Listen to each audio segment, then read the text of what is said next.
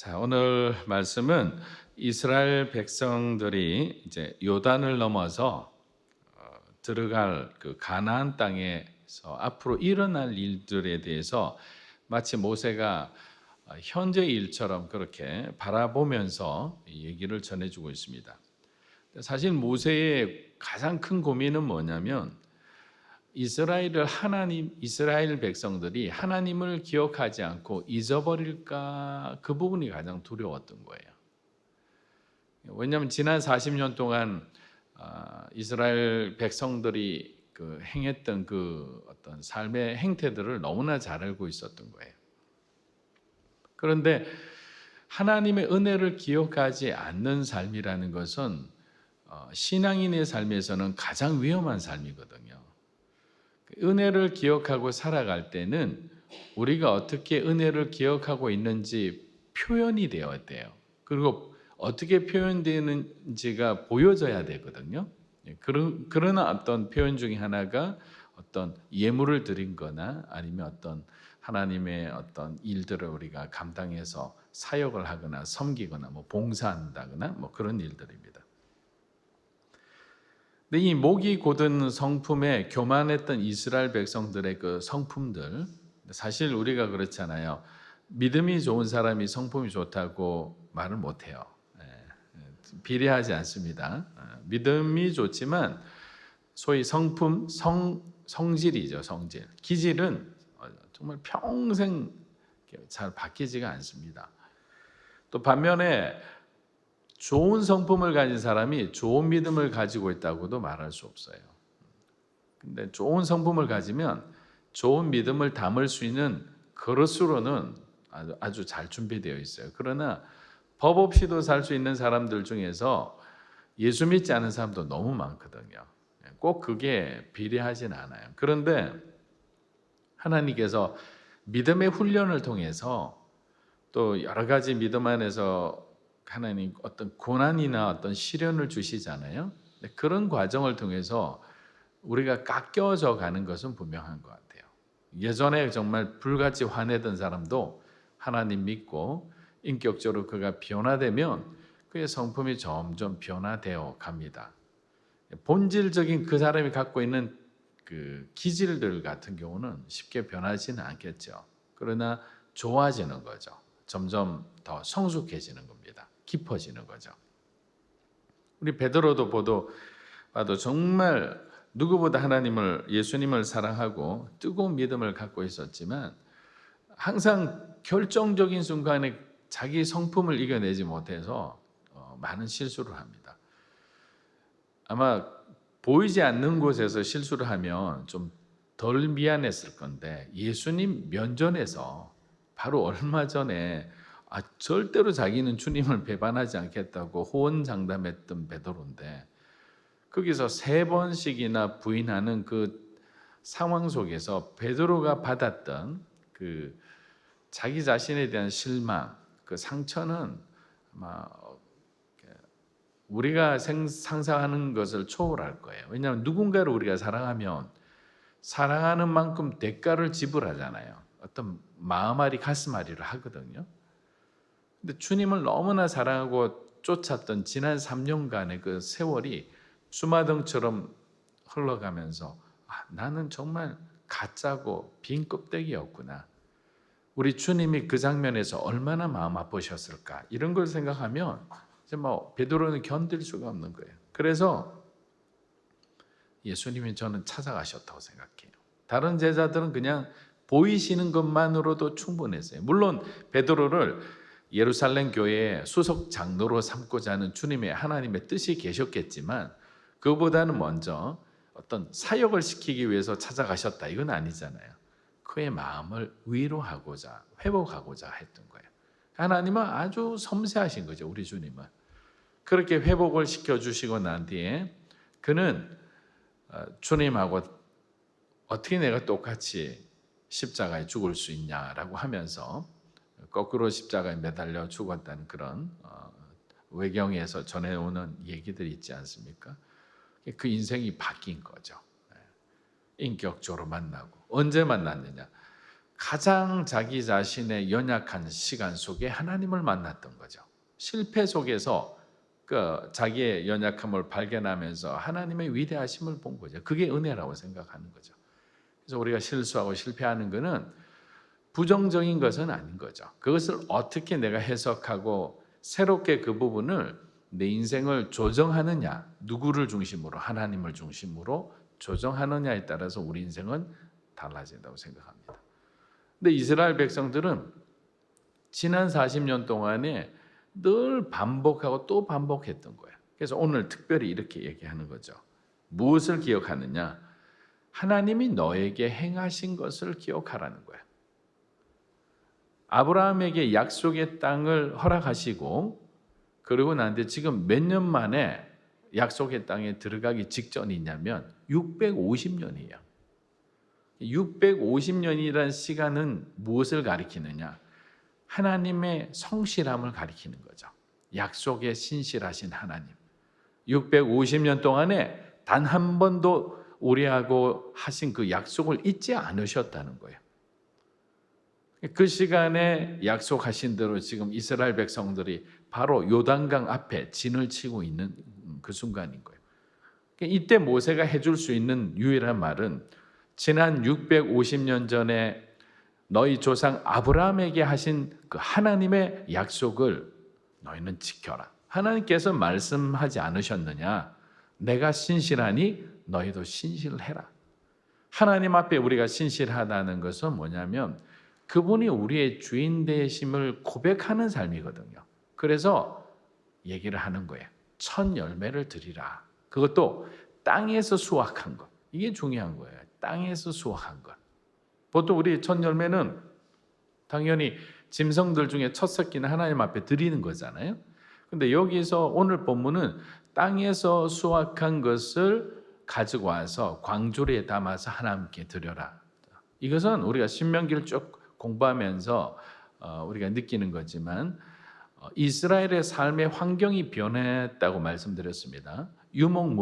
유목민의 생활에서 이제는 가나안 땅에 도착하면 농경 생활을 같이 해야 됩니다. 농경이 주가 되는 거죠. 근데 가나안에는 이미 농경을 다스리는 신이 있다고 했습니다. 그 신이 물과 바람과 비를 내리는 바알 신이었다고요. 이 바알 신이 있었기 때문에 그럼 이제 이 첫 소산물을 이스라엘이 누구에게 먼저 갖다 바치느냐의 문제가 아주 중요하게 대두가 되거든요. 근데 실질적으로 저와 여러분들이 세상 가운데서 살아가다 보면 어떤 마음을 갖느냐면 하나님이 다 하셨다라고 표현하지만 그 프로젝트의 성공의 비밀은 여러분들은 이렇게 해석할 수 있는 거죠.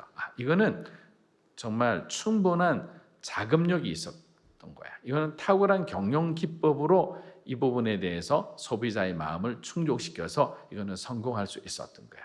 또 우리 이 팀들이 정말 세상에서 내로라는 스펙을 가진 탁월한 동료들이 있었기 때문에 정말 이 프로젝트는 성공적으로 좋은 성과를 거두었어. 이게 바알에게 드리는 거예요. 이 사람들이 자기들에게는 바람도 느껴지죠. 물도 자기들이 보여지는 거잖아요. 보여지는 공급되어지는 것을 공급한다고 속이는 바알을 바라보면서 하나님께 가장 많은 것을 드려야지. 그러나 바알에게 먼저 드리자라고 하는 사람이 생기잖아요. 그들 마음에는 바알이 주는 것이 보여지는 부분이거든요. 그런데 이 바알이 주는 게 아니거든요. 분별하지 못할 뿐이에요. 근데 만약에 저와 여러분이 하나님 앞에 먼저 드리지 않고 세상에 먼저 저와 여러분이 거두었던 그 하나님이 축복하신 축복의 열매를 드리기 시작했다. 칭찬을 소위 말하면 감사를 하기 시작했다. 문제가 생기는 거죠. 왜? 하나님은 그 다음에 우리의 예물을 받지 않는 거잖아요. 우리가 하나님 앞에 구별해서 드린다는 것 자체는 뭐냐면 이 시간의 주인이 하나님이셨고 이 사업의 주인도 하나님이셨고 내 인생의 주인이 하나님이시라는 것을 고백하는 거잖아요. 소산물이라는 물질에 우리가 눈이 멀어버리면 아무것도 되지 않는 거죠. 물질이 중요한 게 아니고 이 물질의 소유권과 물질이 어디로부터 나왔다는 것을 고백하는 것이 사실은 우리가 11조를 드리는 거고 감사헌금을 드리는 거고 첫열매를 드리는 거죠.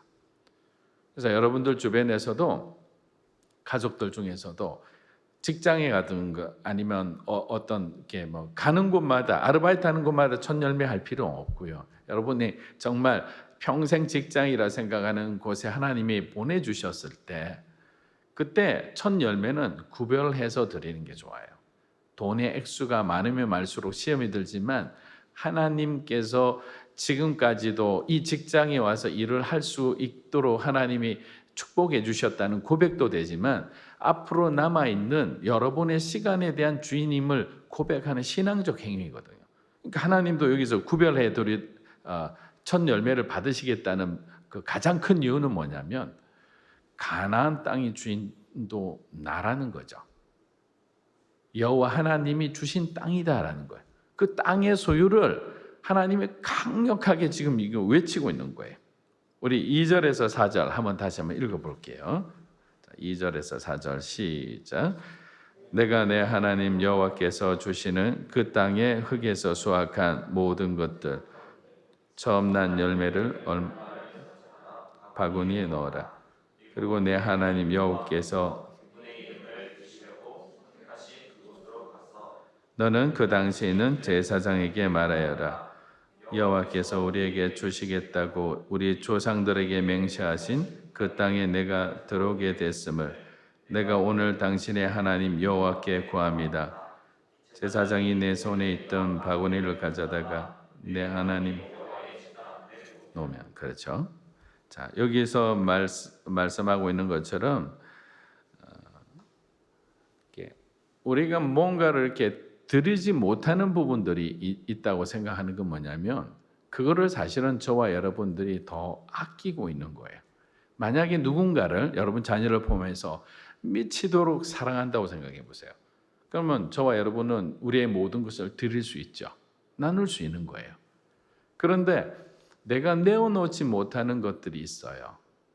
그 내어놓지 못하는 것이 있다는 것은 뭐냐면 내가 그 대상보다 더 사랑하는 거예요. 더 좋아하는 거예요. 그래서 우리는 항상 뭘 보냐면 왜 내가 이것을 내려놓지 못할까? 나누지 못할까? 포기하지 못할까? 그것을 보면 그게 저와 여러분의 우상이 되는 거예요. 그럼 내려놓지 못하는 순간에 사단은 저와 여러분을 지켜보고 있죠. 하나님도 지켜보고 있죠. 또 사람들도 지금 다 지켜보고 있는 거예요.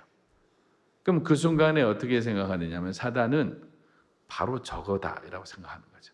저 사람은 저게 우상이야. 저 부분을 공략하면 돼. 저 사람은 자존심에 약해. 명예에 약해. 물질에 약해. 왜? 그 부분을 내려놓지 않고 있잖아요. 근데 그거를 하나님만 보고 계시는 것이 아니라 사단도 똑같이 보는 거죠. 당시 이스라엘 백성들도 다 보고 있는 거예요. 뭘 보고 있느냐면 이스라엘이 가나안에서 첫 수확물을 바알의 신전에 갖다 주는지 아니면 하나님이 그 말씀하신 곳이죠. 거기가 예루살렘이에요. 원래는 예루살렘에 있는 하나님이 허락하신 그곳에서 감사의 예물을 드리는지를 모든 사람이 보는 거죠. 이 순간은 너무나 중요했던 거예요. 이제 우리의 선택이 남은 거죠. 우리는 내 안에 있는 모든 것을 다 드려서 정말 무엇보다도 가장 소중한 것, 여기서 표현한 첫 열매, 구별된 마음, 이것을 누구에게 드리는 삶을 살아갈 건지 저와 여러분 이제는 결단을 해야 되는 거죠.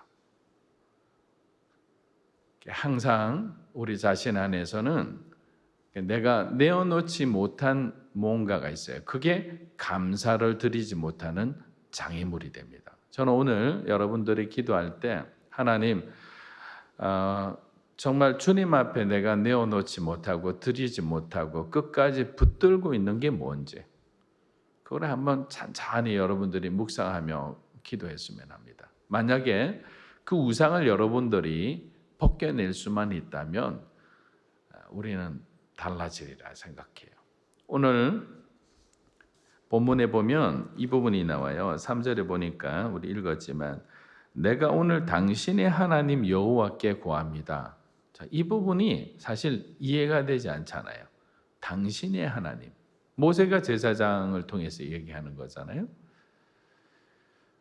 예, 과거 이 시대만 해도 제사장은 두 가지 어떤 역할을 했어요.